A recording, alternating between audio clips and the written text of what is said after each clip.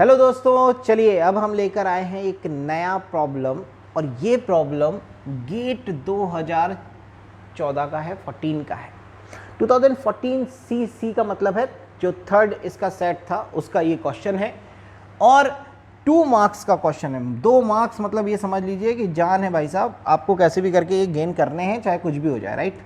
चलिए क्वेश्चन में हमारे पास कुछ चीज़ें हैं, देखते हैं क्या क्या दिया है।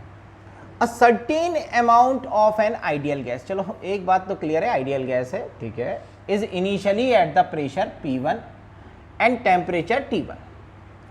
तो इनिशियल जो कंडीशन दी गई है, इनिशियल वो दी गई है जिसको हम बोल रहे हैं स्टेट फर्स्ट। ये हमारी स्टेट फर्स्ट है और इस पे हमको प्रेशर दिया गया है P1, टेम्परेचर दिया गया है T1 और मान लेते हैं कि वॉल्यूम है V1। नहीं दिया फिर भी मान लेते हैं वॉल्यूम है V1। अब ये बोल रहा है कि first it undergoes a constant pressure process 1-2। तो ये स्टेट 1 से स्टेट 2 में गई, स्टेट 2 में गई और किससे गई? कांस्टेंट प्रेशर से। जैसे ही लिखा आया कांस्टेंट प्रेशर तो मान लो कि भैया यहाँ प्रेशर P1 था तो यहाँ पे भी प्रेशर कितना हो गया? P1। और ऐसा जाने के लिए उसका जो टेम्परेचर है T2 वो इक्वल टू हो गया है 3/4 टाइम्स ऑफ T1। ठीक, वॉल्यूम हमको नहीं पता है इसलिए वॉल्यूम मान लेते हैं V2 क्योंकि स्टेट 2 है। ठीक ठीक है। गैस कौन सी थी? कांस्टेंट प्रेशर है और आइडियल गैस है। बहुत बढ़िया, ये बात भी ध्यान रखनी है, आइडियल गैस है ना। अब आगे क्वेश्चन में क्या बोल रहा है वो कि then it undergoes a constant volume process 2-3। मतलब अब ये जो है स्टेट 2 से स्टेट 3 में पहुंच रही है और स्टेट 2 से स्टेट 3 में जाने के लिए इसने जो पाथ या जो प्रोसेस चुनी है वो है कांस्टेंट वॉल्यूम।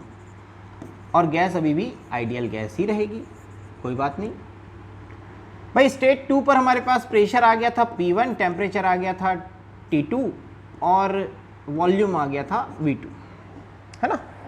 ये बात हमें ध्यान रखनी है।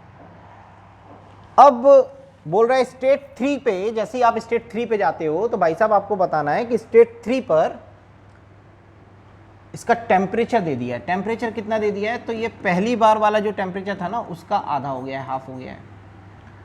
और कांस्टेंट वॉल्यूम है तो जो वॉल्यूम यहाँ होगा V2 वही यहाँ पे भी हो जाएगा, तो V3 is equal to V2 हो जाएगा। प्रेशर डेफिनेटली कुछ अलग होगा, हमें नहीं पता है, हमने नाम दे दिया इसको P3। और कुछ दिया है? नहीं दिया। हमें निकालना क्या है? हमें निकालना है the ratio of the final volume to the initial volume.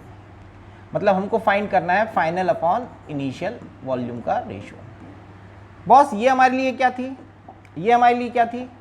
ये हमारे लिए थी इनिशियल कंडीशन और ये बन गई है हमारे लिए कौन सी? Final. This will be final.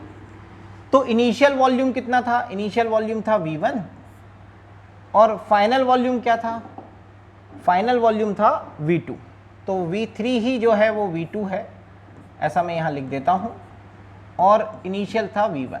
तो हमें अल्टीमेटली V2 अपॉन V1 का रेशो फाइंड करना है।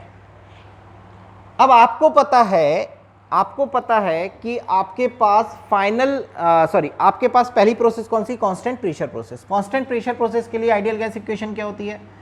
कांस्टेंट प्रेशर प्रोसेस के लिए आइडियल गैस इक्वेशन क्या होती है? V1 upon V2 is equals to T1 upon T2 या T2 upon T1 is equals to V2 upon V1। ये हम यूज कर सकते हैं फॉर द कांस्टेंट प्रेशर।